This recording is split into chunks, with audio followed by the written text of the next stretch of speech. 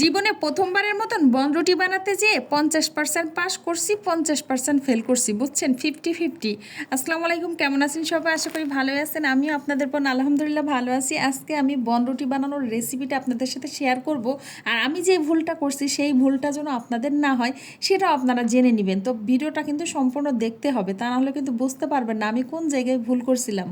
প্রথমে কিন্তু আমি বনরুটির ডোটা করে রাখছিলাম, তো সেটা আমার আসলে ভিডিও করা হয়নি। সেটার ভিতরে ডিম ছিল, ইস্ট ছিল। ইস্ট তো মাস্ট দিতেই হবে, তা না হলে তো বনরুটি হবেই না। তো সেটা দিয়ে আমি যখন ডোটা তৈরি করে রাখছিলাম, আমি ওটা কিন্তু অনেক সময় মানে প্রায় 2 ঘন্টার মতন রেস্টে রাখছি। তো আমার আটাটা ফুলে অনেক বড় হয়ে গেছিলো, সেটা আবার মধ্যে আমি আবার আধা ঘন্টার জন্য রেখে দিয়ে তারপরে কিন্তু রুটি বানাইতে আসছি। তো আমার মেন প্রবলেম হয়েছে আমি না আটাটা ভালো করে মথতে পারি না। একটু ভালো করে যে আমি মথে নেব, না মথে আমার আসলে এত ধৈর্য ছিল না।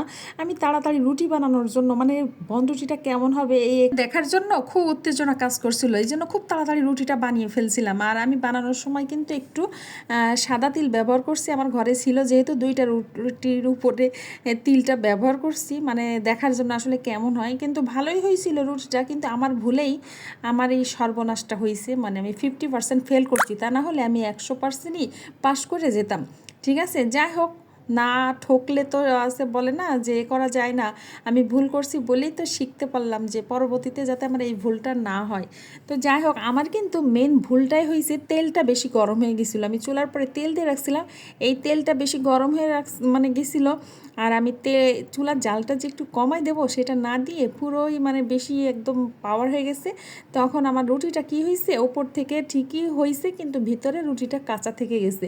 এই প্রবলেমটা আমি দ্বিতীয়বার আর করি নাই, কারণ এখানে 4টা আরও 3টা রুটি বাকি ছিল। তখন আমি কিন্তু ঠিকই লো আছে রুটিটা করছি, পরে আমার রুটিটা ঠিকই হয়েছে। ওই যে বললাম, ভুল না করলে তো আর শেখা যাবে না, ভুল থেকেই তো শিক্ষা নেই। আর এই শিক্ষাটা আমার হয়েছে ভালো মতো। নেক্সট টাইম যখন বানাবো আমি মনে হয় আমি 100-100ই পাবো। আর রুটিগুলো কিন্তু অনেক ফুলছে, আর এই যে আমার মাথাটা কম হয়েছে তার কারণে কিন্তু রুটিগুলো ফেটে গেছে। সমস্যা নেই, এটা তো আমি বাজারে বিক্রি করব না, এটা তো আমরাই খাবো, এটা একটু মানে অ্যাডজাস্ট করাই যায়। কি বলেন আপনারা? আর কি শিখতে পারলেন তো কি ভুল করলাম আমি? ভুল আমার ওই এক জায়গায় হয়েছে। তো সেই ভুল থেকেই আমি শিক্ষা নিলাম। নেক্সট টাইম যখন বানাবো একদম 100-100 দেখে নিয়ে না আপনাদের কাছে ভিডিও দেবো। যাই হোক, এই যে আমার রুটির উপরের মানে এটা কিন্তু অনেক সুন্দর আসছিল, মানে তিল দিয়াতে অনেক ভালো লাগছিল, কিন্তু কি হবে ভিতরে কাঁচা থেকে গেছিলো। আর এই যে এই 3টা রুটি না, এই 3টা রুটি একদম পারফেক্ট হয়েছে। তখন তো আমার হুঁশ ফিরে আইছে না, আমি ওই যে মানে প্রথমের 4টা ভুল করছি বলেই তো পরের 3টা একদম ঠিক হয়েছে। এই যে ভুল থেকেই শিক্ষা নিয়েছি। যাই হোক, তারপরও বাচ্চারা খাইতে পারছে, এটাই আলহামদুলিল্লাহ।